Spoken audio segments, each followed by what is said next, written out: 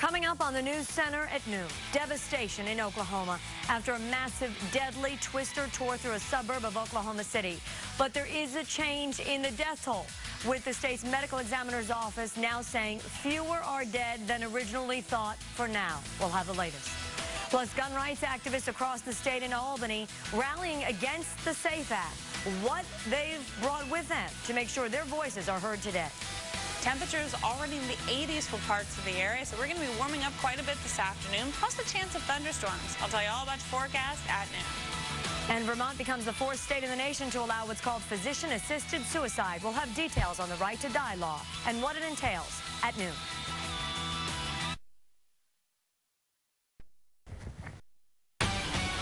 Dedicated, determined, dependable. This is News Center at noon on 10 ABC. Because we're a nation that stands with our fellow citizens as long as it takes. And that's what the people of Oklahoma are going to need from us right now. President Obama offering the prayers of the nation and promising those in Moore, Oklahoma, devastated by a massive tornado, that the country will be there for them through this tragedy. We want to go now to ABC's Marcy Gonzalez, who is live in Oklahoma with the very latest. Marcy. Good afternoon. This is what it looks like across much of Moore, Oklahoma.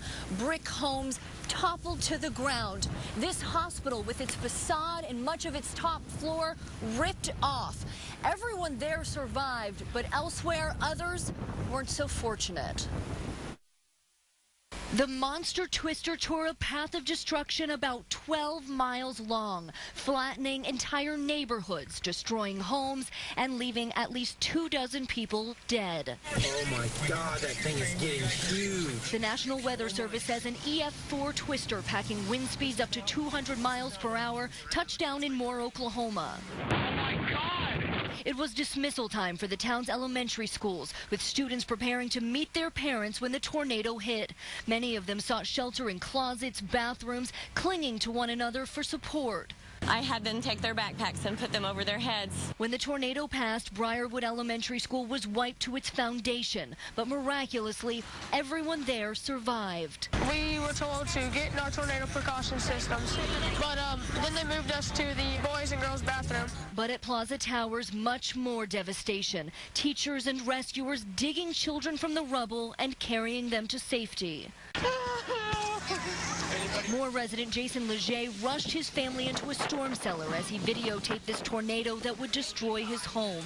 His family is safe, but Leger says his kids were terrified. They had tears streaming. They were trying to keep it together. But despite the death and devastation, Oklahoma's governor vows the state will bounce back. Oklahoma has gone through this a couple of times, and we're resilient, strong, courageous people. 24 people killed, more than 240 others injured. Many of those who were able to walk away from this tornado are back here today trying to salvage what little they can from the rubble that used to be their homes. We're live in Moore, Oklahoma. Marcy Gonzalez, ABC News. Now back to you. Marcy, thanks for that live report. We know that the deadly twister is estimated to be an EF4. So what made that tornado so powerful?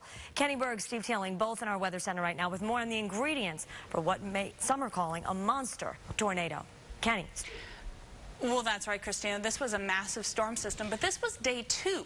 We've been watching this upper level low as it developed, as it strengthened, and there was quite a bit going on. Yeah, there was quite a bit going on, and it's been set up and kind of staying in place over one area. That's why Oklahoma and a lot of Tornado Alley was affected by this, not only yesterday, but as we said, for a few days. That's right. So it started actually on the 19th. That's when they had some strong thunderstorms. This created an outflow boundary, and it takes several ingredients in order to get storms of this magnitude. So let's take a look at one of our graphics and show you. We needed a trigger, which would be the outflow boundary or even the front that's been settled across Oklahoma. We have to have a jet stream helping to create upper level shear. That shear is what helps create the rotation inside of these thunderstorms. And these were self-sustaining supercell thunderstorms. After about 30 to 40 minutes, they were already creating tornadoes. This was a very strong system. The warm, humid air and head of this system helped to feed these storms as they continue to move very quickly eastward. So They moved across Oklahoma, portions of Missouri, and even into northern Arkansas. And those ingredients really cause quite a bit of widespread damage, not just the tornadoes, right, Steve? Yeah, that's right, Kenny. And if we take a look at the damage reports, you can see here, these are storm reports that not only are in Oklahoma, but all across the Midwest, on up towards parts of the Great Lakes region, all the way down into Texas. Now, if you look at that one dot right almost in the center of Oklahoma, that is the Moore tornado. It happened in a suburb of Oklahoma City, just off to the south, Moore in Oklahoma. That's where this deadly tornado occurred. Now, sadly, it looks like they are under the gun for more severe weather today. Take a look at our United States map, but again, go right to the lower center part of the screen, and you can see that line of thunderstorms. There is a severe thunderstorm watch in effect until 7 o'clock local time today for the Oklahoma City and the Moore area, where they may see more hail, very gusty, damaging winds with the possibility of an isolated tornado. However, I think the main threat for Oklahoma will be more off to the east, but they are still under the gun today for the possibility of some severe weather.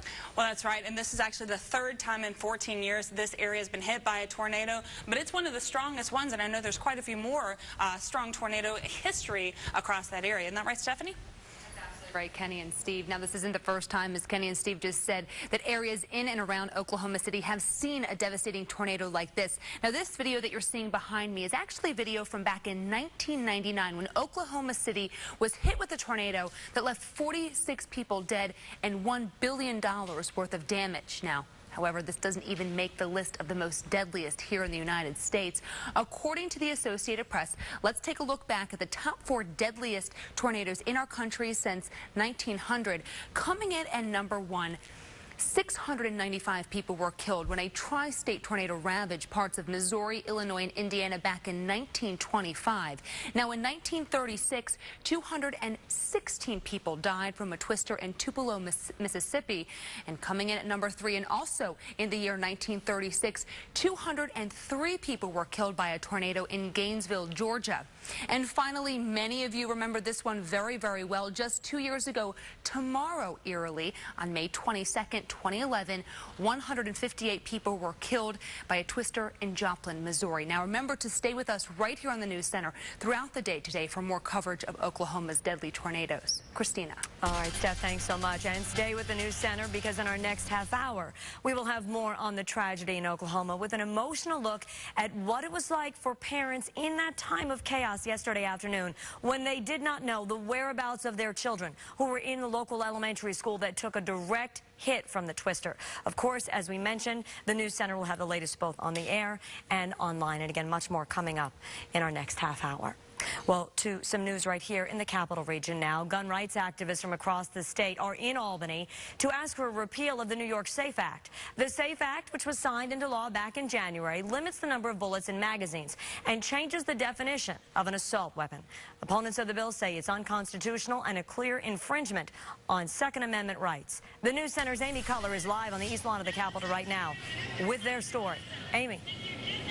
Christina, it's been a busy morning here in East Capitol Park. More than 200 protesters here rallying in opposition to the New York SAFE Act. I'm going to get out of the shot so you can get a live look at that rally, which is now well underway. It's been just about 4 months since the governor signed the gun control legislation into law, the toughest of its kind in the country, and these protesters say it's not right. They argue that the ban on assault weapons and high-capacity magazines doesn't make the state safer. Instead, they say it infringes on their Second Amendment rights. They're calling for its full repeal, supporting Assemblyman Steve Katz's bill that would do just that. The protesters will head from here into the Capitol to lobby legislators and deliver the more than 400,000 postcards signed by those who oppose the SAFE Act. One of the organizers explaining what about the law leaves her concerned. Take a listen. The law restricts the activities of law-abiding citizens, and it doesn't do anything to affect the behavior of would-be criminals. But if we follow the law, we'll actually be at a disadvantage to those criminals because they're not going to follow the law. They're not going to put only 7 rounds in their magazines. And so we're really the law is actually making us less safe.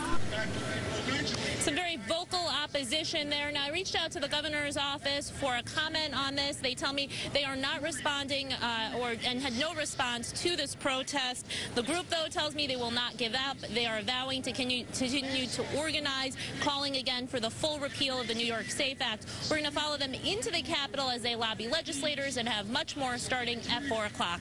For now, we are live at the Capitol. I'm Amy Cutler for the News Center on 10 ABC. Amy, thanks. As the fight over gun control continues, a new 14-lane gun range is getting the green light in Green Island. The proposal to build the Veterans Gun Depot indoor range was given unanimous final approval by the planning board last night. It's set to open in mid-July. The gun range initially was met with opposition, with concerns over safety, with it being close to a school and nearby homes. But the board says other than a building permit, no more approvals will be needed. Well, it is now official. Vermont has become the 4th state in the country to allow physician-assisted suicide. The law allowing doctors to prescribe lethal medication to terminally ill patients. It took effect after Governor Peter Shumlin signed it into law. But it could be some time before the first person is able to take advantage of that law. It's now up to the Vermont Health Department to implement the rules. For the first 3 years, patients will be required to state 3 times and once in writing that they wish to die. An Albany elementary school teacher on leave after some questionable amount of marks showed up on state tests. But were they deliberately changed by a teacher or just some children having a hard time making up their mind? A 3rd grade teacher is on paid administrative leave right now while the state education department investigates the suspicious tests and figures things out. Staff members at New Scotland Elementary School in Albany noticed the high number of erase marks and highlights, which led them to notify state officials in the first place. We will, of course, keep you updated as that investigation progresses. The search continues this noon for a father and son who went out fishing on Sacandaga Lake but never returned home. We're told Mark and Brent Richards left the Broad Alban boat launch on McVean Road on Saturday. They were planning an afternoon of fishing, but have not been heard from since. Crews spent the day searching the lake using sonar, assuming that the boat capsized. But authorities say until they find that boat, they're holding off on sending divers in. Along the banks, Fulton County Sheriff's deputies did find some fishing equipment believed to belong to Mark and Brent. We've got a very large area here. We don't know exactly, where their last spot was, where they're fishing. We did find the gear up here, which would indicate they were someplace where the current might have brought it here. Family tells us both Brent and Mark were in good shape. Both knew how to swim. Again, authorities will be out on the lake this afternoon as they continue their search for the father and son. Well, after being delayed for nearly 2 weeks, the bell tower of St. Patrick's Catholic Church in Watervliet has been demolished. Crews finished knocking down the tower yesterday. The process has been a long one. First, they tried to use cables to bring down that tower, but the cables broke. And last week, a big crane had to be brought in to finally finish the job. But someone tampered with the fuel tank on the crane, pushing demolition back yet another day. Once the site was cleared, crews will start laying the foundation for a new price chopper, but you can see the church now reduced to a pile of rubble.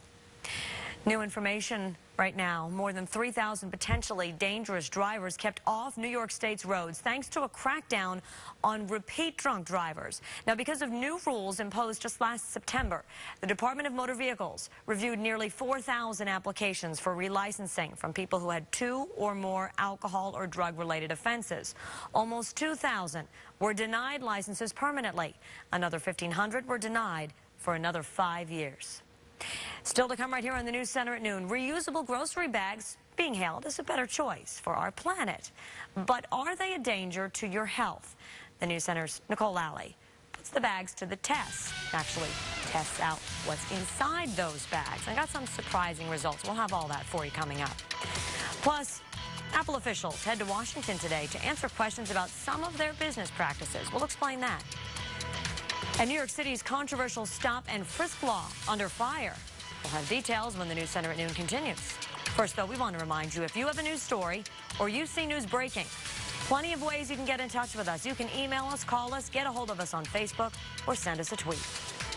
Scattered showers and thunderstorms in the forecast for later this afternoon, and temperatures already in the 80s. I'll tell you all about your forecast coming up. Here's meteorologist Kenny Byrne with your News Center's Storm Tracker forecast.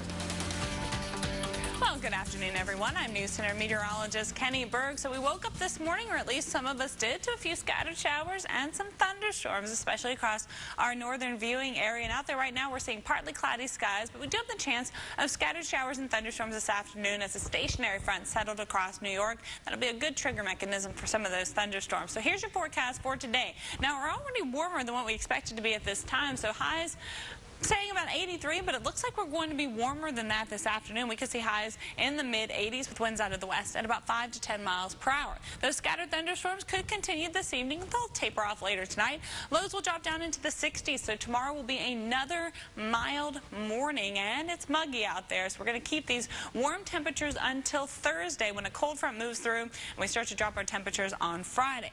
82 right now at the airport, 79 in Troy, 77 in Guilderland, 79 in Glens Falls, 77 in Pittsfield, 82 in North Adams, 84 in Hudson. So it is warm out there, and we're going to be warm for the next couple of days, well above average for this time of year. Average high, about 71 degrees. So we're already about 10 degrees above that right now. 10 degrees above where we were at this time yesterday, too. 11 degrees in Glens Falls, 12 in Hartford. Winds have been fairly light for most of the day today, and out of the south, they're shifting to kind of a south-southwesterly direction at about 5 to 10 miles per hour, and that's what we'll see for the rest of the day today. Here's a look at the regional satellite radar, and what you'll notice is we had that round of thunderstorms roll across the area early today. That moved out fairly quickly, and then behind it, not a lot of activity just yet, but we are watching that stationary front. That's where we'll see some showers and thunderstorms start to pop up later today, and it looks like a little bit of activity just off to our west as well, but overall partly cloudy skies, and we are warming up already. So here's a look at your futurecast. Scattered showers and thunderstorms expected today. The model showing a lot of the activity to our south, but you can see by 10 p.m. tonight, the model showing that chance of showers and storms. And then heading into Wednesday, scattered showers and thunderstorms expected again. Now, Wednesday into Thursday, because this is a stronger system, we could see a few stronger thunderstorms. That means strong winds and the possibility of hail in some of these storms. And that's something we'll be watching closely tomorrow and Thursday. For today, just scattered showers and storms expected. Heading into Thursday, though, that's when the cold front finally approaches. We'll see that chance of rain. And then on Friday, we'll see a drop in temperature. But as the low swings right along this front, we're going to keep the chance of rain in the forecast for early Friday before we slowly start to clear out. So highs today warmer than what we anticipated. So add a couple of degrees to this, and that's what we're expecting to be this afternoon. Partly cloudy and that chance of showers and storms, although everything looking pretty good out there right now. Temperatures tonight dropping down into the 50s and 60s. So here's your 7-day forecast. Scattered showers and storms today. More widespread activity Wednesday and Thursday, with highs staying very warm. By Friday, the front will have moved through. We'll still see some showers early, but then our temperatures will only be in the 60s for highs on Friday.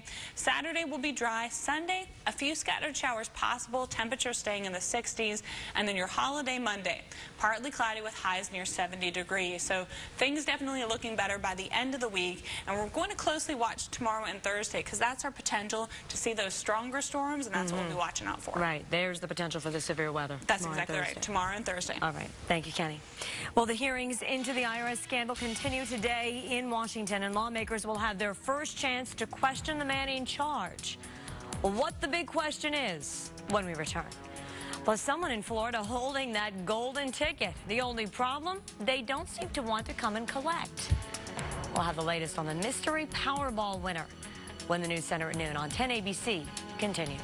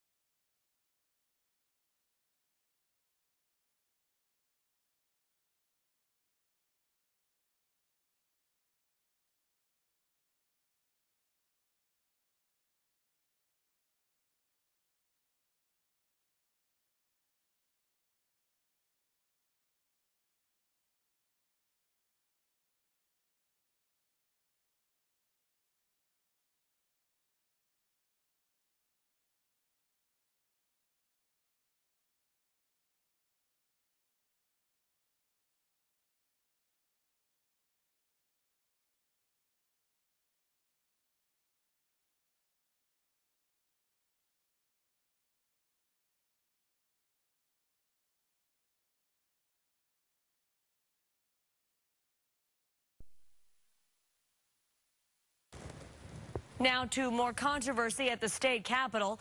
Democratic Assemblyman Vito Lopez may have resigned, but the outrage over that J. Culp report that found he groped, taunted, and harassed 8 female staffers, according to that report, continues. Assembly Speaker Sheldon Silver has issued an extraordinary apology for his handling of Lopez's sexual harassment case, specifically for the $103,000 secret settlement he crafted last summer to end the first accusations against the Assemblyman. Silver repeatedly said he deeply regrets mistakes and failures for which he says he takes full responsibility. Every person who works in the state of New York has the right to go to work and be confident that harassment of any kind will not be tolerated. Silver announced several reforms that would keep the Assembly leaders out of any future ethics investigations, prohibit cash settlements, and establish an independent investigator. Meanwhile, a number of Republicans continue to call for the Assembly Speaker to step down. In Massachusetts, Republican Gabriel Gomez and Democrat Edward Markey have agreed to their first debate in Massachusetts' special U.S. Senate election. Both candidates say they will participate in a televised June 5th debate. Gomez says he's also agreed to a June 11th debate in Western Massachusetts, but Markey campaign officials fault Gomez for failing to reach out to them to discuss the details of possible debates. The Senate seat was left vacant by the resignation of John Kerry, who of course is now Secretary of State. The special Senate election set for June 25th. Gabriel Gomez will actually be campaigning this afternoon in Pittsfield, Mass. Well, some good news for those affected by last week's train collision in Connecticut. Amtrak has announced that it will resume regularly scheduled service between Boston and New York tomorrow morning. Amtrak service between New Haven, Connecticut and New York was suspended indefinitely following the collision on Friday. 72 people were injured in that collision.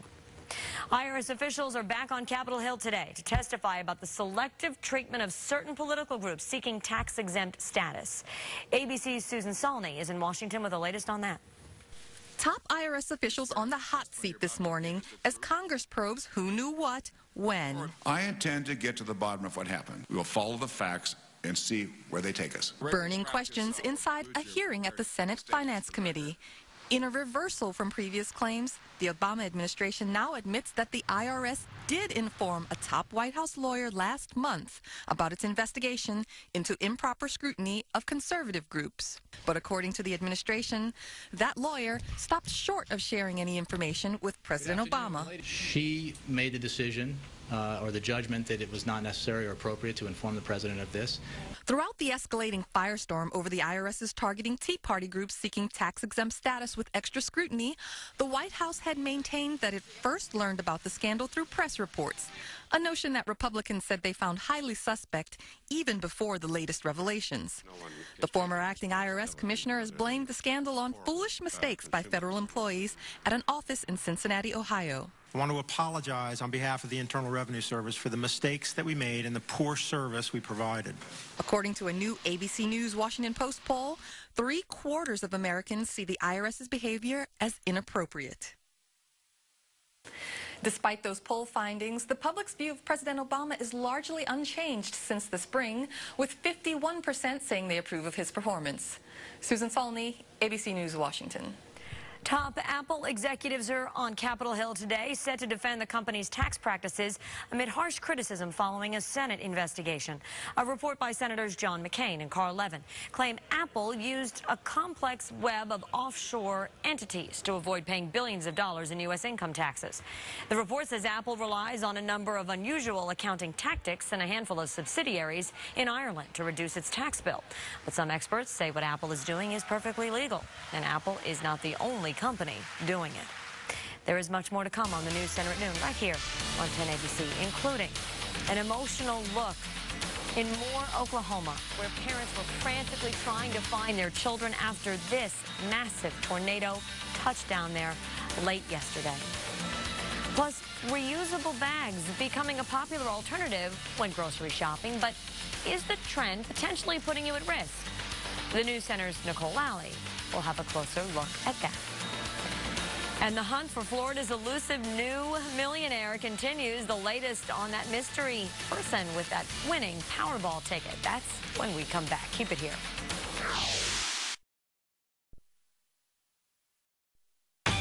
watching News Center at noon on 10 ABC.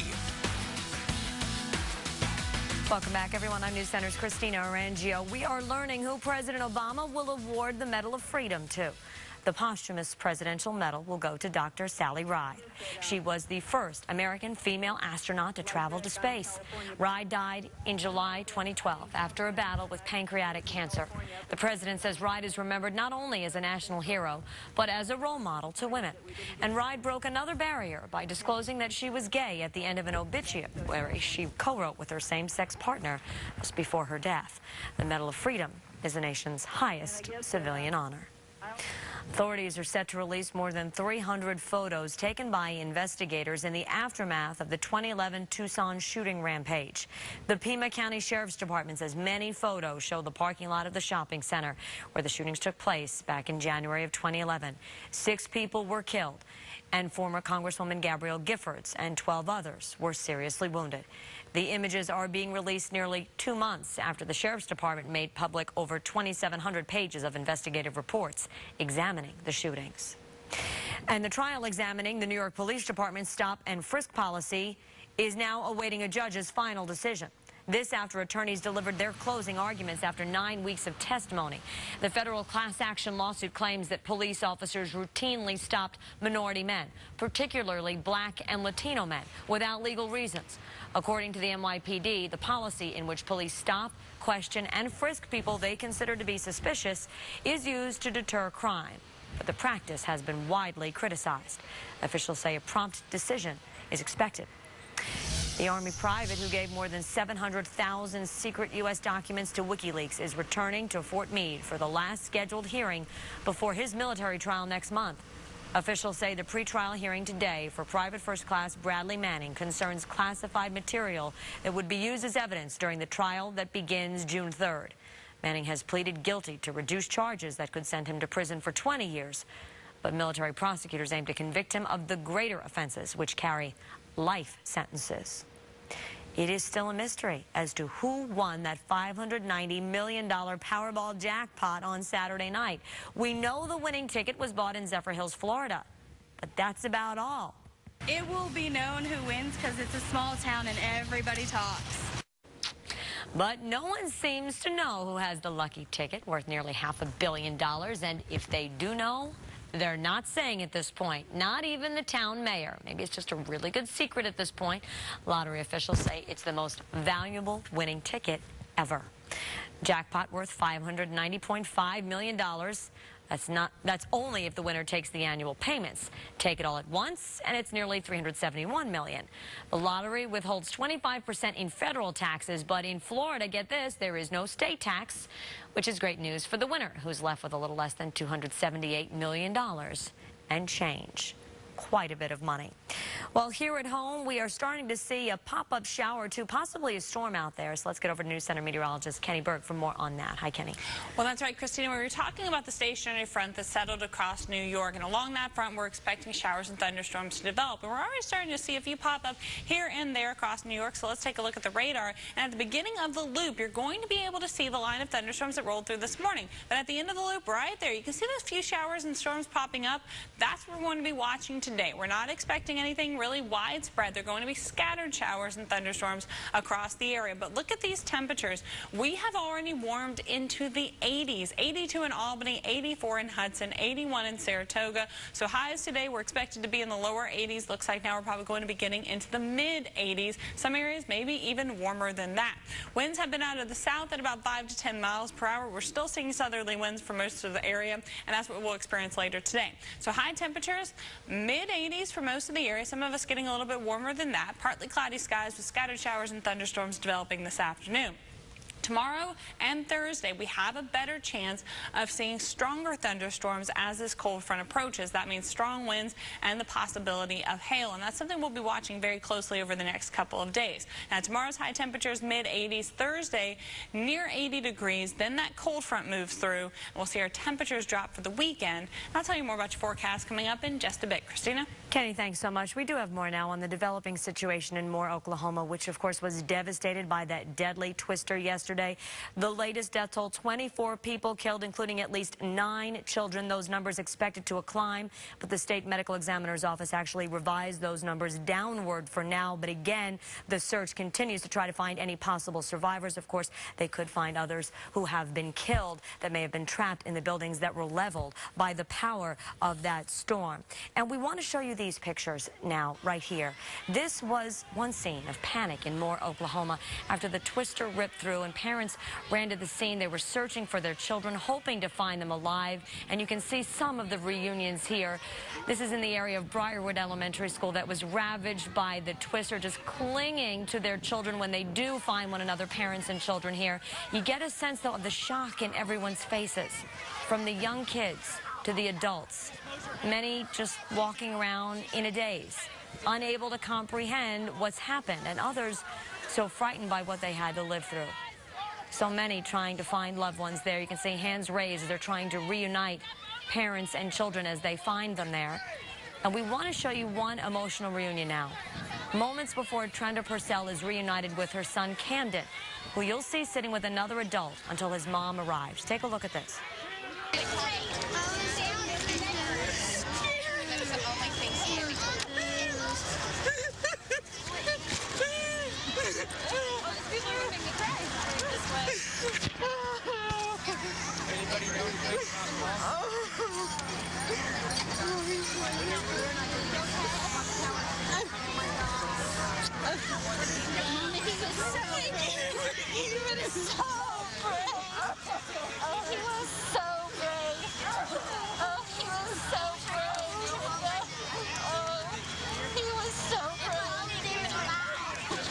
Very dramatic pictures, as you can see, the tremendous relief after the worry there, with so many fearing the worst. As we've said, crews continue to sift through the rubble in Oklahoma today, searching for more survivors. And the state's governor says the community is in need of donations if you can help.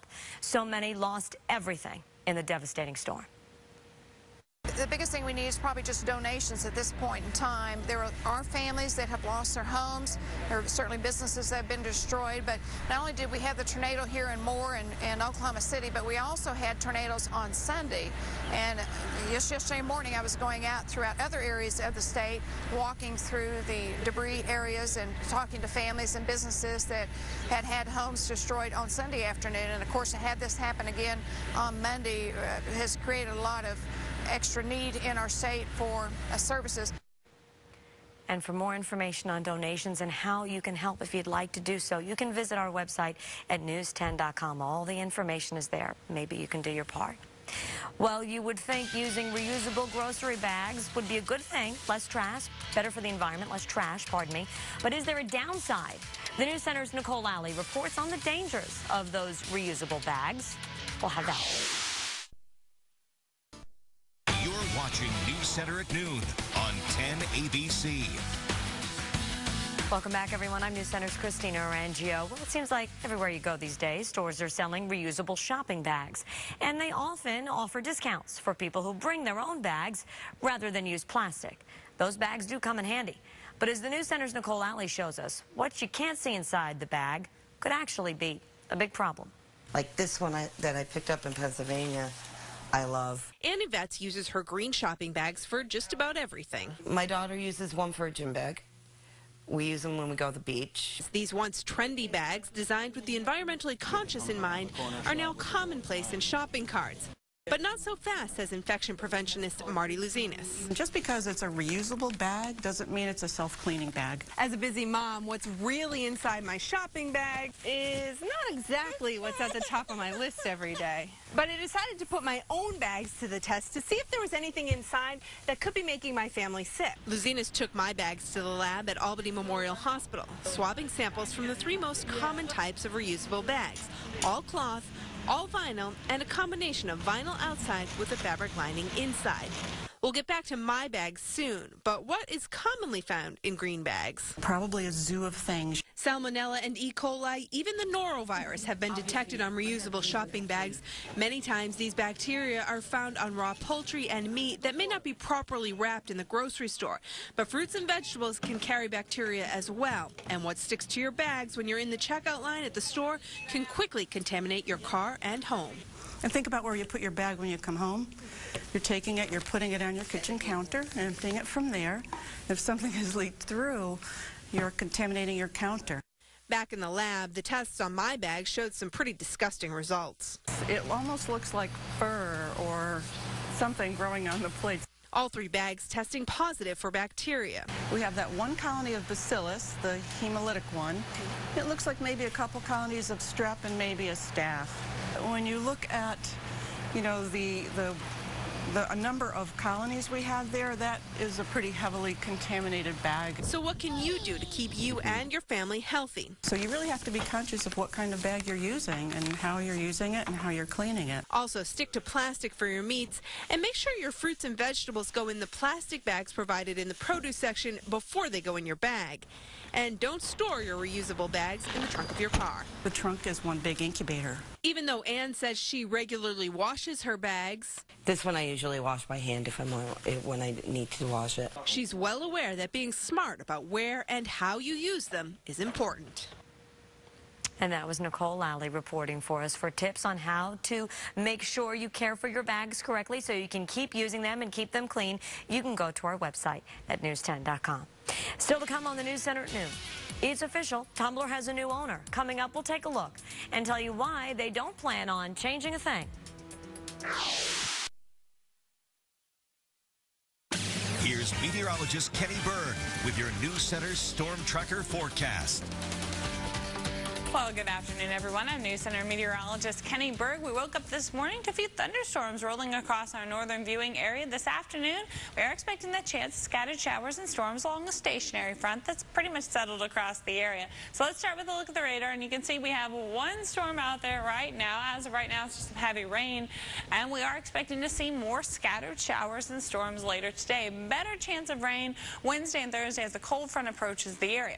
Highs today, well, we were expecting around 83 degrees, but we're already at 82, so expect highs to be in the mid-80s today and tomorrow. But by Thursday, this cold front will start to approach the area. We'll see a better chance of showers and storms, along with mostly cloudy skies. So high temperatures probably near 80 degrees. We do also have the chance of some stronger storms Wednesday and Thursday. That means strong winds and the possibility of hail, and that's something we'll be watching closely tomorrow and Thursday. But for today, just scattered showers and thunderstorms expected.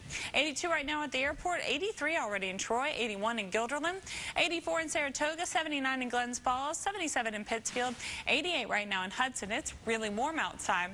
We could really use the rain. Now, you can see on the rainfall departures, we are over 4 inches below where we should be for this time of year, 4.5 in Glens Falls. So the entire area could use some rain and showers and thunderstorms in the forecast, and hopefully we'll get some heavy soaking rain Thursday, as this cold front finally moves through. Winds right now here in Albany at about 3 miles per hour, 9 miles per hour out of the west in Pittsfield, also in Poughkeepsie, about 8 miles per hour in Bennington, and we'll see winds at about 5 to 10 miles per hour throughout the day today. Regional satellite and radar, you can see earlier today, that's that line of showers and storms that rolled across the area earlier, and you can also see a few showers just off to our west. We're going to see these storms develop along this stationary front that settled across the area, but you can see a little bit of activity may actually move in from the west as well. So here's a look at the regional satellite and radar. Some cloud cover already making its way into far western New York. You can actually look over near Syracuse. They're also seeing a few scattered thunderstorms popping up there as well. So here's a look at your futurecast. Scattered showers and storms expected today and tonight. Some areas could see some heavy rain if you get a thunderstorm. If you don't, you're probably going to stay dry, just warm and muggy. Heading into Wednesday, scattered showers and storms continue. Some of these storms could be a little bit stronger. Then Thursday, this cold front approaches. We'll see the chance of some heavy rain, gusty winds, and then some cooler temperatures to start the weekend. Before today, scattered showers and storms with highs a little bit warmer than this. We should be in the mid-80s for most of the area, some of us in the lower 80s. And then tonight, partly to mostly cloudy skies. Sorry, thank you, Christina. With some cloud cover out there, your 7-day forecast. That has never happened to me before, ever. I was just going to ask you that. I don't even know how I was able to sneeze and talk at the same time. So the chance of stronger storms Wednesday and Thursday, high temperatures in the mid-80s, and then we'll cool down for the weekend. So Friday, a few showers early in the day, and then we'll see those temperatures drop into the 60s over the weekend. Monday, holiday Monday, as of right now, partly cloudy, highs near 70. We're hoping the holiday stays that way. And wow, I don't know what happened. Sorry, guys. Nicely done. Thank you. You got through it. I don't know how. That's a big fear of being on live television. Really and that sneeze happens and just go right along there after. Thankfully, I wasn't on camera because that probably wouldn't have been pretty. Exactly. There no, you go. You did well. Thank you. All right.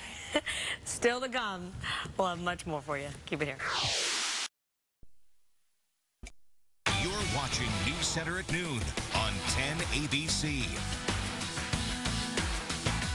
Now look at that billion-dollar deal that could change the way we use the internet. Yahoo made headlines yesterday by buying the blogging site Tumblr.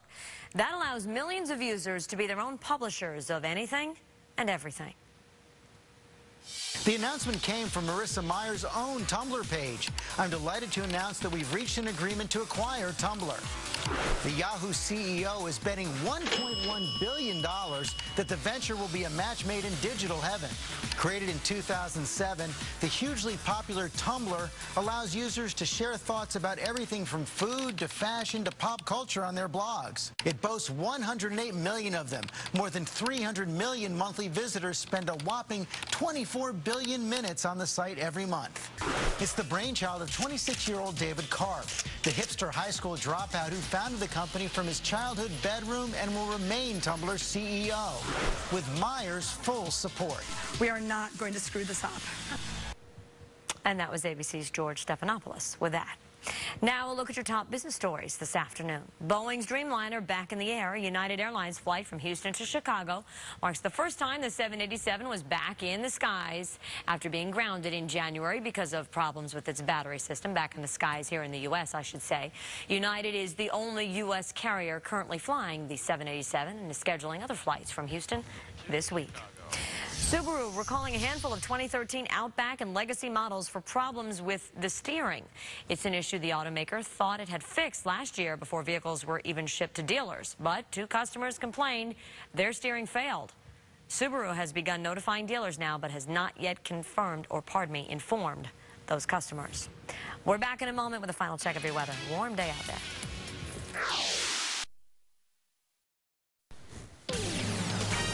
Time now for a look at what's coming up on the News Center on 10 ABC beginning at 4 o'clock this afternoon.